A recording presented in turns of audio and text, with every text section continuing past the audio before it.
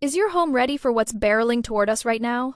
Because in the next 10 minutes, I'm going to show you something the weather models just revealed that could change everything about your Christmas plans. Right this second, winds are hitting 60 miles per hour across Cape Cod. That's tropical storm force. And this is just the beginning. Here's what you need to know in the next 30 seconds. A massive Arctic blast is diving south, temperatures 30 degrees below normal. And the jet stream? It's doing something we haven't seen in years. Stay with me, because at the 3-minute 20-second mark, I'm going to reveal the exact date when this pattern shifts. And it's not what anyone expected. Let me paint you a picture. Right now, at 6:45 a.m. Eastern Time, severe thunderstorms are slamming Raleigh-Durham. In December, while Minnesota is sitting at 20 degrees below zero, that's a 90-degree temperature difference across our nation. Think about that, 90 degrees. The water vapor satellite shows something critical. See that white moisture streaming across the Rockies? That's fuel. And when it collides with this Arctic air mass, we're talking about a trough that's taking on what meteorologists call a negative tilt. Translation: this storm is about to explode in intensity. Wind advisories stretch from the Appalachian Mountains all the way to Martha's Vineyard. We're looking at gusts between 40 and 60 miles per hour through the next 24 hours. Power lines down, trees snapping. This is the kind of wind that reminds us how small we are in God's creation. And here's a number that should wake you up. Temperatures in Columbia, South Carolina dropped 10 degrees in just 1 hour this morning. 64 degrees at sunrise. 56 degrees an hour later. The cold front is that sharp. But here's where it gets interesting. And this is the part you can't miss. This Arctic air? It's not diving deep south. It's staying north, which means something bigger is brewing. The European model just updated, and I need you to see this.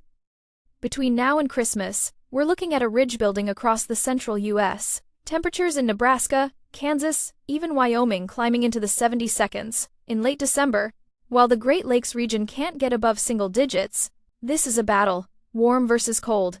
And right along that battle line, that's where the action happens. Now here's your reward for staying with me. At exactly 5 minutes into this forecast, I'm going to tell you what happens after Christmas. Because that's when everything changes. The models are showing something that could rewrite January. But first, you need to understand what's happening right now. Lake effect snow is cranking up across Michigan's Upper Peninsula. We're talking several inches, maybe over half a foot in the pink zones on this map. The lake is still warm enough to pump moisture into that Arctic air. It's like a snow machine that God turned on. Minnesota, northern Wisconsin, you're next. Tonight, a burst of snow moves in. Not the dry, fluffy kind. This is going to be heavy, wet snow. The kind that sticks to power lines. The kind that breaks tree branches. Plan accordingly. But look at the Pacific Northwest. Rain just keeps coming. A fire hose of moisture. Northern California is getting hit too. Higher elevations? That's snow. Lower elevations? Rain. And it's relentless. Here's a question that should trouble you. Why is the western U.S. so warm? Temperatures well above average. No valley snow. Meanwhile, the Midwest is freezing. What's causing this split? The answer is in the jet stream pattern. And this is where we need to talk about what comes next. Because this pattern we're in right now, it's temporary. Let me take you into the models.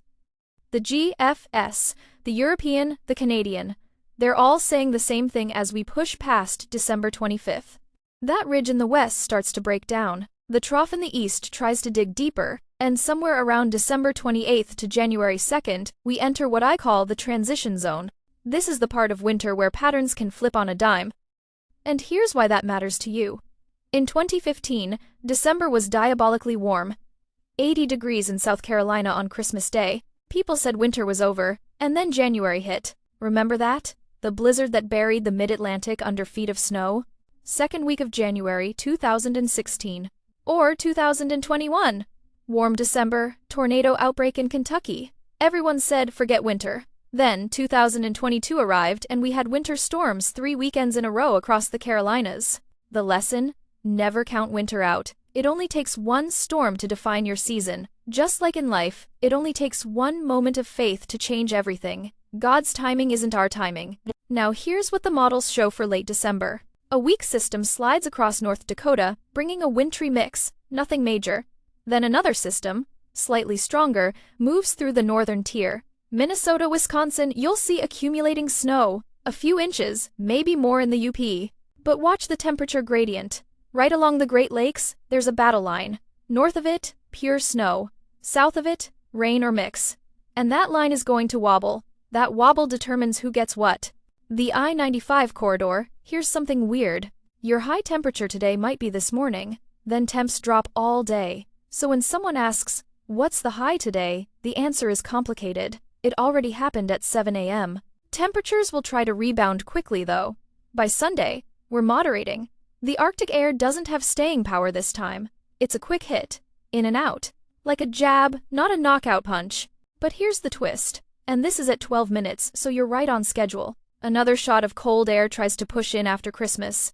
It's not as strong, it doesn't dive as far south, but it's there. The models show it clearly. Late December, another dip. The question everyone's asking, what about January? Will we see sustained cold? Will we see snow for the inland south, for the mid-Atlantic, the Ohio Valley? Right now, the honest answer is the models are struggling. They show pieces of energy, they show troughs trying to dig, but they don't show a sustained pattern change, at least not yet. And that's frustrating. I get it. For those of us who love winter weather, this is tough to watch. But here's what I keep coming back to. Psalms chapter 37, verses 23 and 24. A person's steps are established by the Lord, and he takes pleasure in his way. Though he falls, he will not be overwhelmed, because the Lord supports him with his hand. When we follow God, we still fall sometimes. Life throws curveballs. Weather doesn't cooperate. Plans change. But if we continue to trust, he picks us back up. Don't let a knockdown from life keep you down. We're always called to get back up and keep moving forward. And that's what we're doing with this forecast. We're not giving up on winter. We're watching. We're analyzing. We're staying faithful to the data. Here's something the models are hinting at, and pay attention because this is crucial. Early January, there are signals, faint but present, of a pattern shift. The Pacific jet stream might suppress. The polar vortex might wobble. And if those two things happen together, we could see blocking develop over Greenland. Greenland blocking is the golden ticket for East Coast winter weather. It forces the cold air to come down and stay down. It allows storms to develop along the coast. It's what winter weather enthusiasts pray for, literally. I'm not saying it's going to happen. I'm saying there are hints, whispers in the data, and we need to keep watching. Now, let's talk about what's happening out west, because this matters. The Pacific Northwest has been getting hammered with rain, system after system. The mountains are stacking up snow, and that's good. We need that snowpack for water supply next summer. God provides through the seasons. But the pattern out west needs to change too. We need the ridge to break. We need energy to eject eastward. And right now, it's just not happening consistently. California, you're in a weird spot. Northern parts getting moisture, southern parts dry. The Sierra Nevada is doing okay with snow, but it's all elevation dependent. Down in the valleys, temperatures are too warm. Colorado, Wyoming, the high plains, you're running well above normal. 70 seconds in late December is not typical. It's a warm spell that feels nice day to day, but it robs you of that classic winter feel. And for ranchers, for farmers, it throws things off. Animals get confused. Growth cycles shift. Here's a number to remember. The Euro ensemble is showing temperatures 10 to 30 degrees above average for morning lows on December 19th. That's today. Across huge sections of the country, we're just warm. Except where we're brutally cold. There's no middle ground right now. And that's the theme of this winter so far. Extremes. Either you're freezing or you're wearing shorts. The in-between has disappeared. The Great Lakes are still warm enough to produce lake effect. And that's keeping the snow machine running in the traditional snow belts. Buffalo, Cleveland, Erie, Michigan's UP, you're getting your fair share. It's not a total loss for winter lovers. There are pockets of real winter happening. But if you're in Tennessee, Georgia, Alabama, the Carolinas, you're watching and waiting. And I know that's hard. Patience is not easy, especially when you see the pattern you want just out of reach. Here's the best part. And this is at 20 minutes, so get ready. The end of the first week of January, multiple models show a significant trough trying to dig into the eastern U.S. It's not locked in. It could fall apart, but it's there. January 5th through 10th, that's the window to watch.